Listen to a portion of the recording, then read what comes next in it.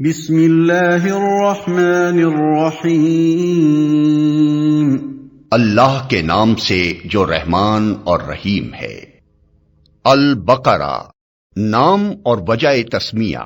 اس سورہ کا نام بقرہ اس لیے ہے کہ اس میں ایک جگہ گائے کا ذکر آیا ہے۔ قرآن مجید کی ہر سورہ میں اس قدر وسیع مضامین بیان ہوئے ہیں کہ ان کے لیے مضمون کے لحاظ سے جامع عنوانات تجویز نہیں کیے جا سکتے۔ عربی زبان اگرچہ اپنی لغت کے اعتبار سے نہایت مالدار ہے، مگر بہرحال ہے تو انسانی زبان ہی۔ انسان جو زبانیں بھی بولتا ہے وہ اس قدر تنگ اور محدود ہیں کہ وہ ایسے الفاظ یا فقرے فراہم نہیں کر سکتی جو ان وسیع مضامین کے لیے جامع عنوان بن سکتے ہوں۔ اس لیے نبی صلی اللہ علیہ وسلم نے اللہ تعالیٰ کی رہنمائی سے قرآن کی بیشتر صورتوں کے لیے عنوانات کی بجائے نام تجویز فرمائے جو محض علامت کا کام دیتے ہیں۔ اس لیے سورہ کو بقرہ کہنے کا مطلب یہ نہیں ہے کہ اس میں گائے کے مسئلے پر بحث کی گئی ہے، بلکہ اس کا مطلب صرف یہ ہے کہ وہ سورہ جس میں گائے کا ذکر آیا ہے۔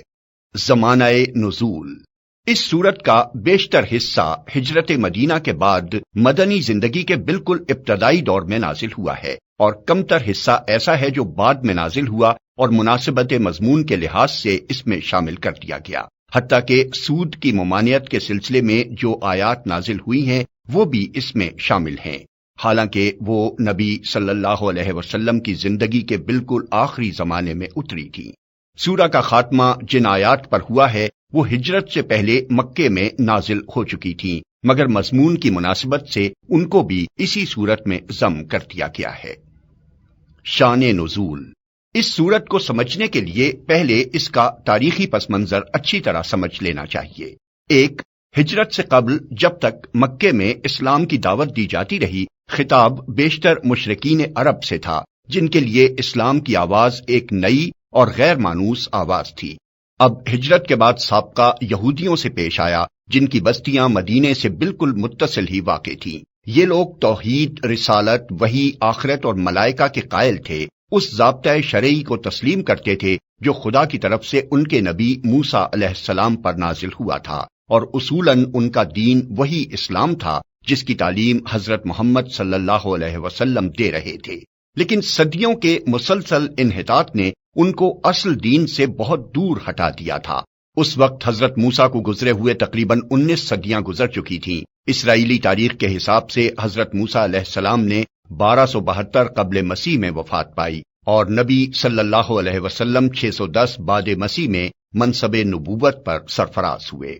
ان کے عقائد میں بہت سے غیر اسلامی عناصر کی آمیزش ہو گئی تھی جن کے لیے تورات میں کوئی سند موجود نہ تھی۔ ان کی عملی زندگی میں بکثرت ایسے رسوم اور طریقے رواج پا گئے تھے جو اصل دین میں نہ تھے اور جن کے لیے تورات میں کوئی ثبوت نہ تھا۔ خود تورات کو انہوں نے انسانی کلام کے اندر خلط ملط کر دیا تھا، اور خدا کا کلام جس حد تک لفظاً یا معناً محفوظ تھا اس کو بھی انہوں نے اپنی منمانی تعویلوں اور تفسیروں سے مسخ کر رکھا تھا۔ دین کی حقیقی روح ان میں سے نکل چکی تھی، اور ظاہری مذہبیت کا محض ایک بے جان ڈھانچہ باقی تھا جس کو وہ سینے سے لگائے ہوئے تھے۔ ان کے علماء اور مشائخ، ان کے سرداران قوم اور ان کے عوام سب کی اعتقادی، اخلاقی اور عملی حالت بگڑ گئی تھی، اور اپنے اس بگاڑ سے ان کو ایسی محبت تھی کہ وہ کسی اصلاح کو قبول کرنے پر تیار نہ ہوتے تھے۔ صدیوں سے مسلسل ایسا ہو رہا تھا کہ جب کوئی اللہ کا بندہ انہیں دین کا سیدھا راستہ بتانے آتا تو وہ اسے اپنا سب سے بڑا دشمن سمجھتے اور ہر ممکن طریقے سے کوشش کرتے تھے کہ وہ کسی طرح اصلاح میں کامیاب نہ ہو سکے۔ یہ لوگ حقیقت میں بگڑے ہوئے مسلمان تھے جن کے ہاں بدعتوں اور تحریفوں، منہ شگافیوں اور فرقہ بندیوں، استخاں گیری اور مغز افغنی، خدا فراموشی اور دنیا پرستی کی بدولت انحطاط اس حد کو پہنچ چکا تھا کہ وہ اپنا اصل نام مسلم تک بھول گئے تھے، محض یہودی بن کر رہ گئے تھے، اور اللہ کے دین کو انہوں نے محض نسل اسرائیل کی آبائی وراثت بنا کر رکھ دیا تھا۔ پس جب نبی صلی اللہ علیہ وسلم مدینہ پہنچے تو اللہ تعالیٰ نے آپ کو ہدایت فرمائی کہ ان کو اصل دین کی طرف دعوت دیں۔ چنانچہ سورہ بقرہ کے ابتدائی 15-16 رکوع اسی دعوت پر مشتمل ہیں۔ ان میں یہودیوں کی تاریخ اور ان کی اخلاقی و مذہبی حالت پر جس طرح تنقید کی گئی ہے، اور جس طرح ان کے بگڑے ہوئے مذہب و اخلاق کی نمایاں خصوصیات کے مقابلے میں حقیقی دین کے اصول پہلو بپہلو پیش کیے گئے ہیں، اس سے یہ بات بالکل آئینے کی طرح واضح ہو جاتی ہے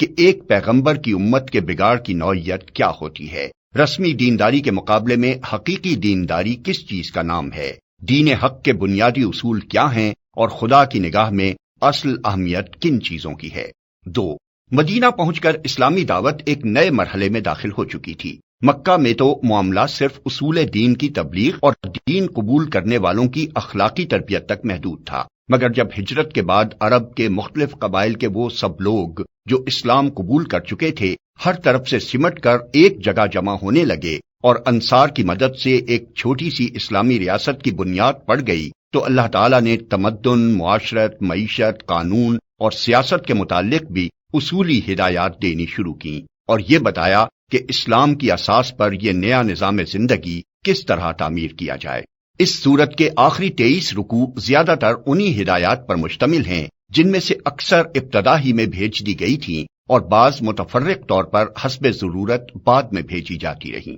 3، ہجرت کے بعد اسلام اور کفر کی کشمکش بھی ایک نئے مرحلے میں داخل ہو چکی تھی۔ ہجرت سے پہلے اسلام کی دعوت خود کفر کے گھر میں دی جا رہی تھی اور متفرق قبائل میں سے جو لوگ اسلام قبول کرتے تھے وہ اپنی اپنی جگہ رہ کر ہی دین کی تبلیغ کرتے اور جواب میں مصائب اور مظالم کے تختہ مشق بنتے تھے۔ مگر ہجرت کے بعد جب یہ منتشر مسلمان مدینہ میں جمع ہو کر ایک جتھا بن گئے اور انہوں نے ایک چھوٹی سی آزاد ریاست قائم کر لی تو صورتحال یہ ہو گئی کہ ایک طرف ایک چھوٹی سی بستی تھی اور دوسری طرف تمام عرب اس کا استحصال کر دینے پر تلا ہوا تھا۔ اب اس مٹھی بھر جماعت کی کامیابی کا ہی نہیں بلکہ اس کے وجود و بقا کا انحصار بھی اس بات پر تھا کہ اولاً وہ پورے جوش و خروش کے ساتھ اپنے مسلک کی تبلیغ کر کے زیادہ سے زیادہ لوگوں کو اپنا ہم عقیدہ بنانے کی کوشش کرے، ثانیاً وہ مخالفین کا برسر باطل ہونا اس طرح ثابت و مبرہن کر دے کہ کسی ذی عقل انسان کو اس میں شبہ نہ رہے، ثالثاً بے خانما ہونے اور تمام ملک کی عداوت و مزاحمت سے دوچار ہونے کی بنا پر فقر و فاقہ اور ہمہ وقت بے امنی اور بے اطمینانی کی جو حالت ان پر طاری ہو گئی تھی اور جن خطرات میں وہ چاروں طرف سے گھر گئے تھے ان میں وہ ہراساں نہ ہوں بلکہ پورے صبر و ثبات کے ساتھ ان حالات کا مقابلہ کریں اور اپنے عزم میں ذرا تزلزل نہ آنے دیں۔ رابعاً وہ پوری دلیری کے ساتھ ہر اس مسلح مزاحمت کا مسلح مقابلہ کرنے کے لیے تیار ہو جائیں جو ان کی دعوت کو ناکام کرنے کے لیے کسی طاقت کی طرف سے کی جائے، اور اس بات کی ذرا پرواہ نہ کریں کہ مخالفین کی تعداد اور ان کی مادی طاقت کتنی زیادہ ہے۔ خامساً ان میں اتنی ہمت پیدا کی جائے کہ اگر عرب کے لوگ اس نئے نظام کو جو اسلام قائم کرنا چاہتا ہے فہمائش سے قبول نہ کریں تو انہیں جاہلیت کے فاسد نظام زندگی کو بزور مٹا دینے میں بھی تامل نہ ہو۔ اللہ تعالیٰ نے اس صورت میں ان 5 امور کے متعلق ابتدائی ہدایات دی ہیں۔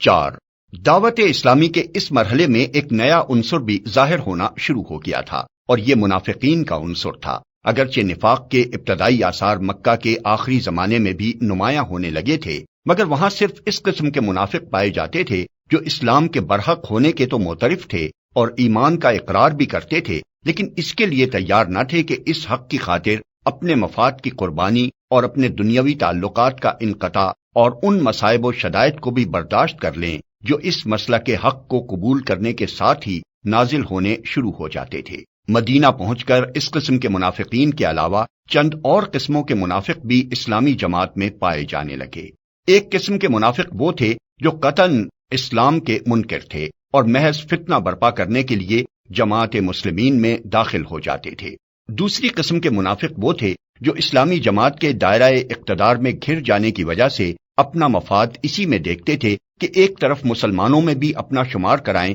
اور دوسری طرف مخالفین اسلام سے بھی ربط رکھیں تاکہ دونوں طرف کے فوائد سے متمتع ہوں اور دونوں طرف کے خطرات سے محفوظ رہیں۔ تیسری قسم ان لوگوں کی تھی جو اسلام اور جاہلیت کے درمیان متردد تھے۔ انہیں اسلام کے برحق ہونے پر کامل اطمینان نہ تھا مگر چونکہ ان کے قبیلے یا خاندان کے بیشتر لوگ مسلمان ہو چکے تھے اس لیے یہ بھی مسلمان ہو گئے تھے۔ چوتھی قسم میں وہ لوگ شامل تھے جو امر حق ہونے کی حیثیت سے تو اسلام کے قائل ہو چکے تھے مگر جاہلیت کے طریقے اور اوہام اور رسمیں چھوڑنے اور اخلاقی پابندیاں قبول کرنے اور فرائض اور ذمہ داریوں کا بار اٹھانے سے ان کا نفس انکار کرتا تھا۔ سورہ بقرہ کے نزول کے وقت ان مختلف اقسام کے منافقین کے ظہور کی محض ابتدا تھی، اس لیے اللہ تعالیٰ نے ان کی طرف صرف اجمالی اشارات فرمائے ہیں۔ بعد میں جتنی جتنی ان کی صفات اور حرکات نمایاں ہوتی گئیں، اسی قدر تفصیل کے ساتھ بعد کی صورتوں میں ہر قسم کے منافقین کے متعلق